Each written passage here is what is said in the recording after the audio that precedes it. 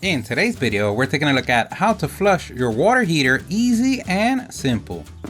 It's so easy, anyone could do everything that we use on the video. We're going to leave a link on the description. Don't forget to like the video and subscribe. That does help us out a lot. Thank you. So you woke up today and went to take a bath or shower, but you noticed that your water heater is not producing the heat like it used to, meaning you might have to do a maintenance round to see if that solves the issue. Don't worry, here at the StatUpBox team, we've got your back. And according to many manufacturers, on their rules, laws, and regulations that we call barbecue paper, I mean the owner's manual, it states that it's good at least once a year to flush your water heater. This is going to help it last longer, remove any sediment from the bottom, as well as letting it perform in its optimum condition. The first thing that we want to do is verify that we have the correct house. After we have the correct house, we want to verify that we have the correct water heater, because the last thing you want is to fix the neighbor's one without getting paid.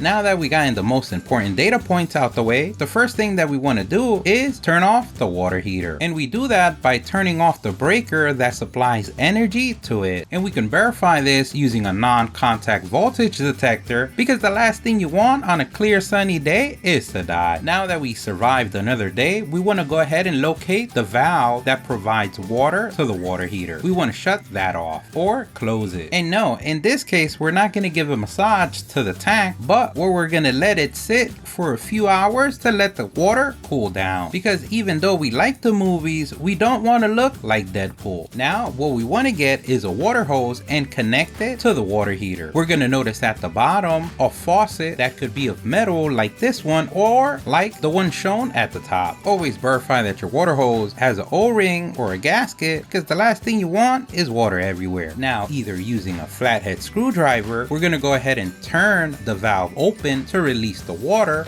but if you have a plastic faucet, we want to go ahead and turn the whole assembly. Now that you come out of pretzel position, we're ready to open the hot water side of the faucet. We're going to leave it open for most of the process. This is going to help relieve pressure on the line. You can also gain the same effect by opening the pressure relief valve on top of the water heater. And now we've come to the fork in the road. We have two options. If you do this maintenance every year, then usually by just flushing out 1 to 3 buckets of water, you would usually start seeing clear water and no sediment, and that would be enough. But if you notice you have more sediment, or you want to do a complete flush and start from fresh, you can go ahead and remove all the water from the tank. A pro tip: opening the water line valve and closing it for a few seconds at a time can help to move any sediment at the bottom of the tank. And especially this is best when the tank is almost empty and you add more water just to move whatever is at the bottom of the tank, and that would help break up any sediment,